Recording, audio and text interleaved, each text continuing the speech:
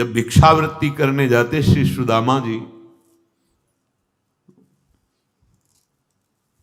नहीं मिलती।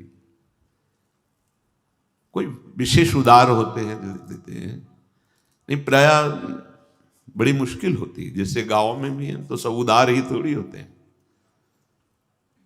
लौटते घर आते पत्नी पूछती कि कुछ मिला भिक्षा में, और नहीं, तुलसी दल ठाकुर जी के चरणों में रख देते भोग के रूप में, और उसी को प्रसाद रूप में जिह्वा में चरणामृत किसी से नहीं कहते। एक बार केवल भिक्षा के लिए 5 घर निकलते, कई कई दिन भूखे रहते, लेकिन नान्य आश्रय और ना कोई शिकवा शिकायत प्रभु से भी।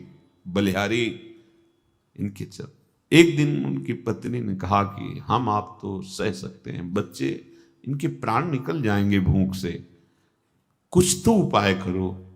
उनका हम क्या उपाय करें, हम भगवद आश्रित हैं, ब्रह्म ऋषि के कुल में जन्म हुआ है तो हमारी वृत्ति है 5 घरों से मांग करके, हम उपरोहित कर्म करते नहीं जिससे हम जजमानों के यहाँ जाए। अब तो हमारे श्री कृष्ण बड़ी कृपा है उनकी। तो ऐसे भगवान भोग का कवल ले ही रहे, एकदम रुक गए। भगवान की आंखें भर आई। रुक्मिणी जी बहुत प्रेमी हैं प्रभु की दृष्टि से। ऐसी दशा तो किसी भक्त के दुख पे होती है। हमारे प्रीतम की यह दशा, कोई भक्त संकट पे है। कहा प्रभु अब आप छुपाइएगा नहीं, आपके मुख को जोह जोह करके ही हम जीती हैं, तो हमें आपके हर चेष्टा को पता है। इस समय आप दुख से दुखी हैं किसी भक्त के। तो उनका सही कहा आपने। मेरा एक प्राण प्रिय मित्र और भक्त है सुदामा, कई दिनों से भोजन नहीं मिला, और मैं 56 भोग पाऊं तो मेरे अंदर कवल जा नहीं रहा। तो उनका प्रभु आप इतनी बात, आप हमारे स्वरूप को जानते हैं कि मैं महालक्ष्मी का स्वरूप हूं। आप इशारा कर दीजिए तो त्रिभुवन की राज्य लक्ष्मी नई सृष्टि कर दूं। आप दुखी क्यों हो रहे हैं? बोले बस समस्या तो यही है कि वो कुछ चाहता नहीं, चाह कर ले तब ना, वो चाहता नहीं। कैसे दे दूं ये माया, कैसे दे दूं जब चाह नहीं कर रहा? बोले पैदा करो जाके चाह। रुक्मिणी जी ने कहा हम आपको ऐसे नहीं देख सकती, आप जाओ। और तो बोले मेरी सामर्थ्य नहीं कि सुदामा के हृदय में चाह पैदा कर दे। हां अच्छी सलाह दी, उनकी पत्नी की तो चाह पैदा कर सकते हैं, लेकिन सुदामा के भगवान कह रहे मेरी सामर्थ्य और नहीं है। नरसिंह भगवान 5 वर्ष के बालक प्रहलाद से कहते मेरी आज्ञा का पालन करो, मैं आज्ञा करता हूं, वरदान मांगो। स्वामी की आज्ञा अक्षरशः पालन की जाती है। प्रहलाद जी ने कहा प्रभु अवश्य, मैं एक वरदान मांगता हूं कि मेरे हृदय में कोई मांगने की इच्छा ही ना हो। ये आज्ञा का भी पालन हो गया और भक्ति की स्थिति भी जाग, भगवान भी है उसके हृदय में, क्योंकि भगवान से बढ़कर उनका नाम उसके हृदय में विराजमान। समझो, आप समझो, भक्ति के स्वरूप को समझो। भगवान भिक्षुक के रूप में अपने भक्त के घर जाते हैं। भिक्षाम देहि, अतिथि धर्म का ज्ञान रखने वाली महाभागवत सुदामा जी की पत्नी सुशीला, ऐसा कुछ नाम, निकली और उनका क्षमा कीजिएगा, हमारे घर में जनना शौच चल रहा है। जनना शौच जन्म बालक का होता है तब उसे माना, मरना शौच और जनना शौच होता है। ठीक है हम 10 दिन बाद आ जाएंगे। बोल मत आना। क्यों? क्योंकि ऐसा बालक का जन्म हुआ है कि जीवन में हम कभी पवित्र नहीं हो सकते। ऐसा तो हमने सुना ही नहीं। बोले सुन लो, हमारे यहां दरिद्र रूपी बालक जन्मा है, अर्थात हमारे यहां एक कण भी नहीं जो मैं आपको दे सकूं, कभी होगा ऐसी भी संभावना नहीं, इसलिए आप कभी मत आना। तो उनका मैं भिक्षा करता रहता हूं, मुझे पता चला है कि तुम्हारे पति सुदामा के मित्र हैं भगवान द्वारिकाधीश। अगर एक बार ये तुम्हारे पति चले जाएं तो ये सब नष्ट हो जाएगी दरिद्रता, और आप सुखपूर्वक जी सकेंगी। अच्छा, अब हम चलते हैं। सुदामा जी घर पधारे। प्रायः ऐसा है कि नहीं मिलती थी, लोग दरवाजा बंद कर लेते थे। बड़ा विचित्र कसौटी होती है भगवान की ऊंचाई पर, जो भक्ति की चरम सीमा है। देखो ना, प्रहलाद जी को आग में जलाना, विष पिलाना, ये सब, पर वो सामर्थ्य ऐसी, आप डरना नहीं।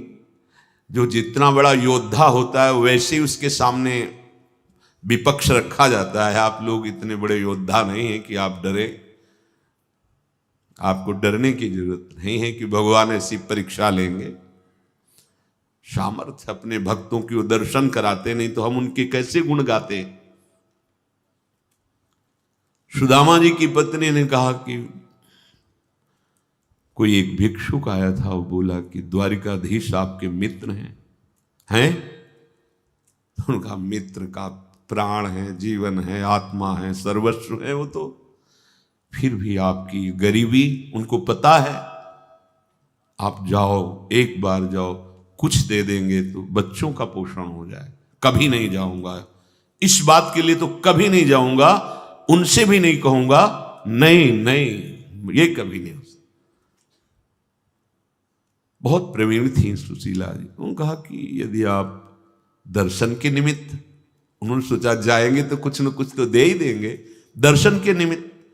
हाँ, ये सलाह तो बहुत दिन से, पर हम समझ रहे थे कि कभी वो संकेत करे तो तेरे मुख से संकेत करे, पक्का दर्शन के लिए तो जाओ, पर कभी कुछ कहूंगा नहीं उनसे। हाँ, मत कहना, पर अपने प्राण प्रिय मित्र के पास जाऊं तो कुछ तो भेंट चाहिए। गुरु के पास, मित्र के पास, बेटी के यहाँ, ऐसे कुछ भगवान के मंदिर में कुछ पत्रम पुष्पम फलम कुछ तो। घर में ही नहीं तो कहां से दें आपको। आप ऐसा करो, एक थी जो थोड़ा प्यार करती, उनके पास चले जाओ और आप कहो कि हमें अत्यंत आवश्यक है। तो सुदामा जी ने कहा, अब हमारा तो एक ही नियम है, एक बार चले गए दोबारा।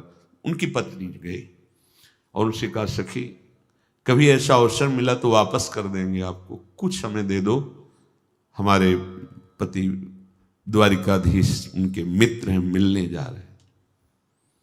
वो मानो भारी श्रद्धा की, तो चावल को पछोरा जाता है सूप में, तो जो पूरे चावल होते हैं पीछे रह जाते हैं, जो आगे निकलते हैं वो टूटे हुए चावल, चावल का वो किनका टूटे हुए, जो वो दे दिए 4 मुट्ठी। एक फटे से कपड़े में सुदामा जी की जो अकिंचन मूर्ति, मतलब धोती पूरी थी, अगर वो धोती पहने तो अंग प्रत्यंग उनके दिखाएं, तो उसको फटी धोती को उसको कई परत में करके ऐसे शरीर ढके, अस्थिमात्र होए रहे शरीरा, ऐसे वो पोटरी में तंदूर बांध करके ऐसे। भगवान मित्र हैं, उनके चिंतन में उत्साह में भर करके रास्ते की थकान उनको पता नहीं चलती है। बड़ा प्रसंग हम केवल सारांश में बता रहे हैं। जब अखिल कोटि ब्रह्मांडों के स्वामी प्रभु के दरवाजे पर दिव्य पार्षद खड़े हुए, रोक दिया, कैसे जा रहे हो? मलिन भेष, इतनी फटी बेवाइयां, नंगे पैर, शरीर की एक एक हड्डी गिन सकते हो।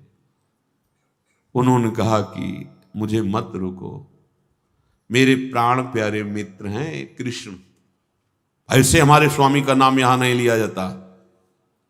अनंत ब्रह्मांडों के स्वामी हैं और तुम ऐसे बोल रहे हो कि, बोले हमारे दोस्त हैं। वो विचार करते हैं, ऐसे भिखारी का हमारे प्रभु से कैसे दोस्ती हो सकती है? नहीं नहीं, बोले एक बार मेरी प्रार्थना मानो, उनको बोल दो कि सुदामा आए, बस इतना बोल दो जाकर। प्रभु रुक्मिणी जी के महल में विराजमान, रुक्मिणी जी स्वयं अपने कर कमल से पंखा और प्रभु अर्ध निमीलित नेत्र विराजमान लेटे। द्वारपाल गया, प्रभु की जय हो। तो अचानक इस समय तुम्हारा कैसे आगमन हुआ? क्योंकि ब्रह्मा भी आ जाए, भगवान शंकर भी आ जाए, तो इंतजार होता था जब प्रभु रुक्मिणी जी के महल से बाहर पधारेंगे तब सूचना। इस समय के बोले प्रभु एक भिक्षुक है, बहुत ही दुर्बल तन है, और वो बार बार हठ कर रहे हैं कि मेरी सूचना आप तक पहुंचा दी जाए, तो इसलिए विनय करते हैं हम कि क्षमा कीजिए, इस समय नहीं आना चाहिए। पर उसकी करुण पुकार सुनकर, अच्छा कौन है, कहां से है? प्रभु ये तो सब नहीं, बस उन्होंने सुदामा ना, पूरा सुदामा बोल नहीं पाए, भगवान आसन से किधर और भाग पड़े से।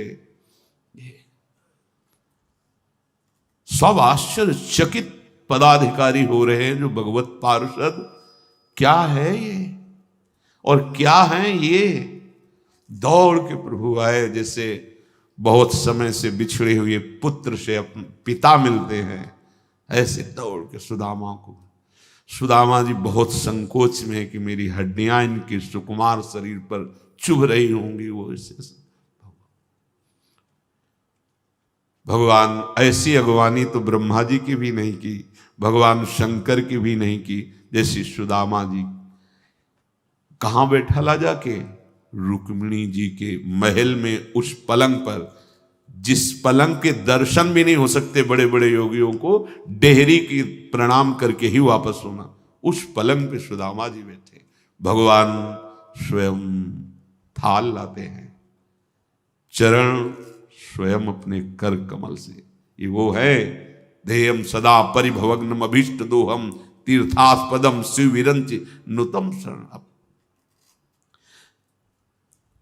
अपने भक्त के चरण भगवान पर, मतलब कैसे कोई समझेगा?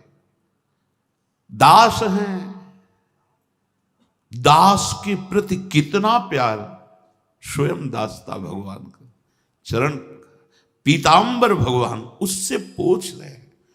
और इतना ही नहीं, अश्रुओं की धार भी भगवान की, बड़ी बड़ी बेवाएं कंटक गड़े हुए, भगवान का हृदय। भगवान ने सुदामा जी को प्रगट में कुछ नहीं दिया, क्योंकि कुछ चाह नहीं है। कई दिन रुके, फिर सुदामा जी ने कहा प्रभु आदेश हो तो चलेंगे फिर कभी दर्शन करने। हाँ हाँ,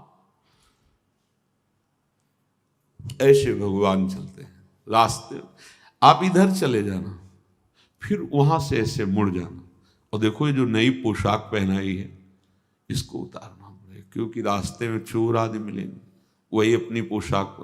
बोले बड़ी कृपा आपकी। कुछ रास्ते में बहुत प्रसन्न हो रहे कि कितने कृपालु हमारे मित्र हैं, हमको माया नहीं दिया कि कहीं ये गरीब अकिंचन माया पाकर मुझे भूल न जाए। मेरे मित्र कृष्ण कितने कृपालु हैं, पग पग पर उनको कृपा का अनुभव हो रहा, ऐसा नहीं लगा। और हंसी आती है कि बहुत लोभ से भेजा था ना, चतुराई से, कि कुछ न तो कुछ दे देंगे, अब जाके कहूंगा कुछ ले।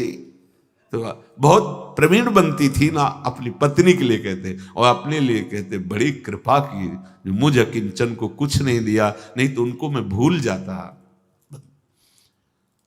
पूरी यात्रा करके पहुंचे तो फिर वही महल, जैसे द्वारिकापुरी में वैसा, तो उनको लगा कि मानो मैं अपने मित्र की याद में भूल गया अपने घर का रास्ता और पुनः द्वारिका आ गया। इतने में देखा उनकी पत्नी सब स्वर्ण के आभूषणों से विभूषित, दिव्य वस्त्र धारण किए हुए, नूपुरों की झनकार करती हुई, हजारों दासियों से घिरी हुई आई और आरती उतार। तो हाथ जोड़ते कहते, देवी मैं तो भिक्षुक हूं, आप क्यों आरती? वो कहा आप हमारे पति? नहीं नहीं, तुम्हें भूल हो गई होगी, मेरी तो एक झोपड़ी थी, उसमें हमारी पत्नी, ये महल, ये दास। बोले जो गए थे ना अपने मित्र के पास, ये पूरा उन्हीं का दिया होगा। क्या तुम्हें किससे कहोगे, कौन तुम्हारी बात सुनेगा? धैर्य पूर्वक अपने आराध्य देव के चिंतन में, अन्य कोई आश्रय नहीं।